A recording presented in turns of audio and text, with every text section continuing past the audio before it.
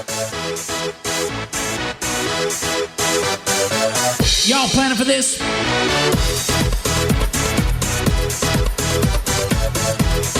Welcome back, TPR Nation. This is Micah Shalansky, your co-host, and I want to do a quick little tips from the trenches. Now, as some of you guys may have heard from our other pods and webinars, etc., we are building a house this year, right? So a lot of fun and joy coming from that. We'll just skip that whole stress. We'll just say it's all going to be fun. But it's amazing to go through and talk with builders and contractors and all of this. And unfortunately, I have like a whole year of mini pods now just based on this of what not to do, right?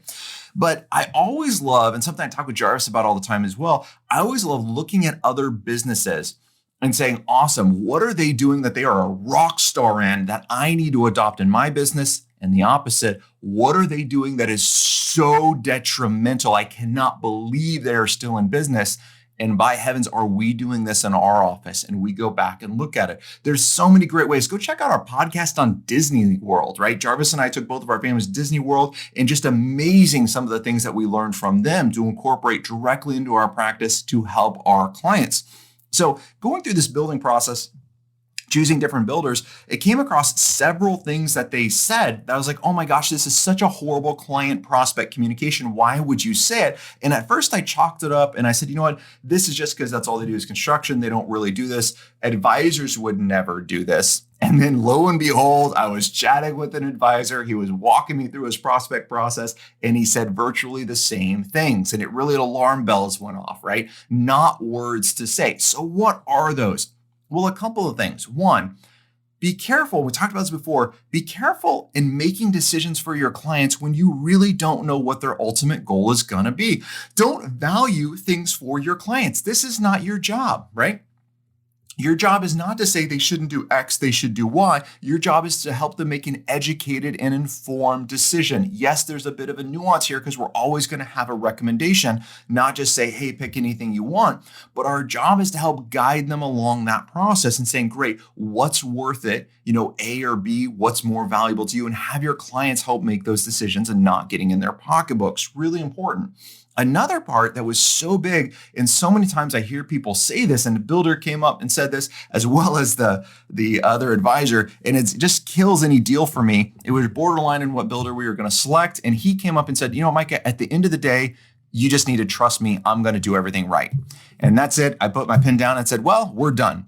And he was elated. He thought he got it. And I was like, no, you blew it. There is no reason after 45 minutes of chatting that I should trust you with a lot of money, right? And that's the same thing with our clients. And this is nothing we should ever say to clients, well, trust me, it will all work out. In fact, I say the exact opposite. Well, I don't tell clients not to trust me, right? Because it's implied that they will. But one of the things I always empower my clients and prospects, ask any question you would like. I am an open book. I do not care.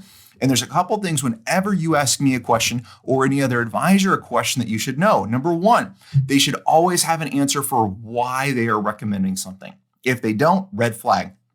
Number two, they should never be offended by your questions.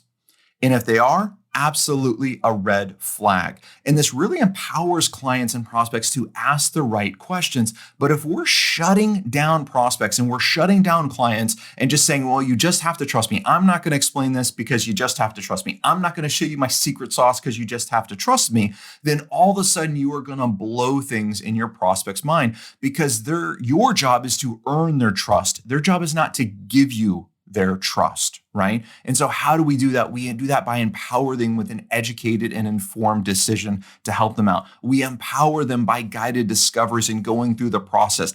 We can absolutely share stories that we work with other clients on, that we work with other prospects on, that we've heard from other advisors of saying, great, this is how this will work in your particular situation. But we really need to avoid the words, it's just because you need to trust me. If you get to that level and you're about to say it, you have failed in your ability to communicate. That is what those words mean. If you come out and say, you just have to trust me, you have failed to effectively communicate why the client should make the correct decision, or you just don't even know the right decision the client should make, right? Maybe this is you completely missed what the client was going for. So if you ever feel those words kind of coming up, take a pause and step back and saying, great, where have I, extreme ownership side, right? Where have I messed up in this? What do I need to do in order to fix this? Really, really important. All right, so action items that's going to be here. Number one, go through your prospect process. This is so important. We're going to talk about this again. What do you say? How are you delivering massive value through your entire process? Go through, and I know so many people don't like to say this, but it's called your sales process, right? It's not a bad word. It's a good thing. We're helping effectively communicate with clients so they can achieve their goals. Go through your sales process and say, great, how do you communicate things? And are there any red flags that you're throwing out there? Are there any pitfalls that's there? Any questions you're not answering? Because it should be an open book to answer their questions to help them move forward. So really, really important. All right, that is it for this week. Thank you so much for your tips from the trenches. And until next time, happy planning. Hold on before we go. Something that you need to know. This isn't tax, legal, or investment advice. That isn't our intent. Information designed to change lives. Financial planning can make you thrive. Start today, don't think twice. Be a better husband, father, mother, and wife.